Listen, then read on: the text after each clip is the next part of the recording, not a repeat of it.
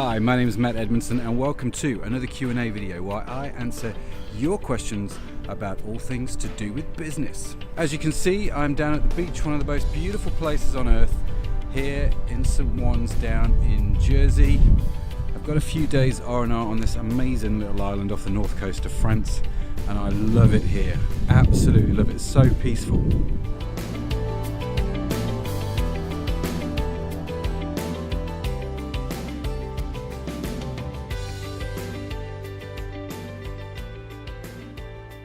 So the question I have been asked today is, what should my return and refund policy be on drop-shipped items, and specifically print-on-demand drop-ship items? That's pretty niche, right?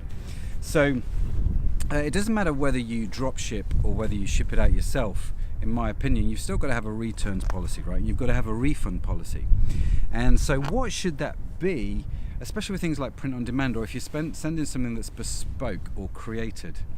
Well, I think there's two ways to answer that question. The first is you could go down the route which says, right, what do the local laws say? Now in the UK we have something called the distance selling regulations, and so as an e-commerce entrepreneur, my e-commerce business has to abide by the distance selling regulations, right? We have to comply with those laws, and if we don't, customers have a right to complain and we can get into a bit of trouble.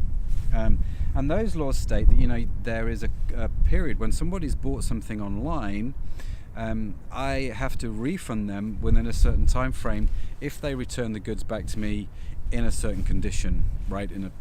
So there's all these little nuances to the law.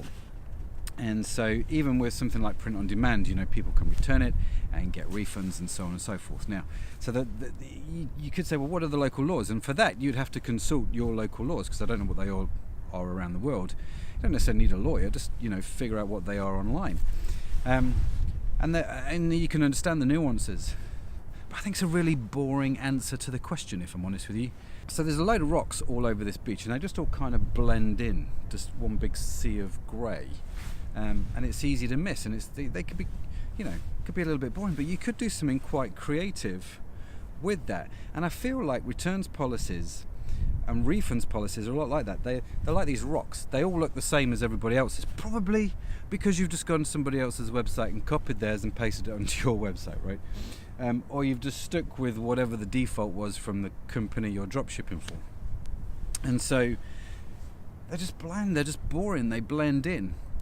But what about using your returns policy and your refund policy as a marketing thing?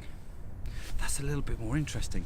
It's a bit like taking one of these rocks, I suppose, on its own, or with everything else, it just blends in. But if we take it out, we could do something quite fun with it, quite nice, bit creative. Why not? Even if I just took that and stuck a candle on it, it just makes it stand out. It's a little bit different.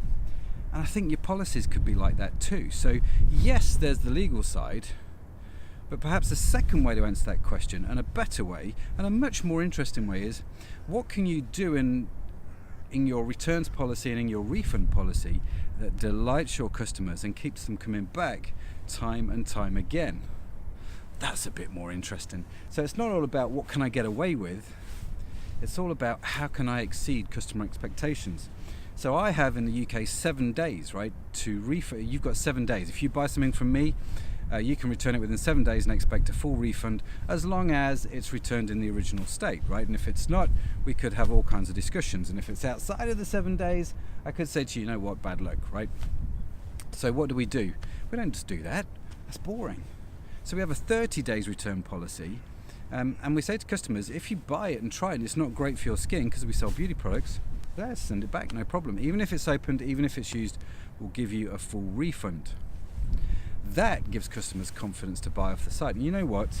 Yes, we do get one or two people who take the mick, who push the limits of our generosity, as it were, but they are the minority, they're not the majority. And the majority of people who use it come back and buy from us time and time again, because they know if they need to send it back and get a refund, they can, and it's not a drama and it's not a problem.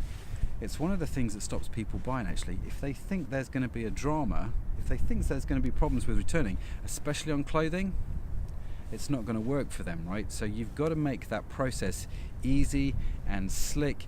Even if you lose out financially on that individual order, you probably won't lose out financially on that customer, or at least on your business. That's my experience. So a generous returns policy, a generous refund policy can actually make a big difference to your business.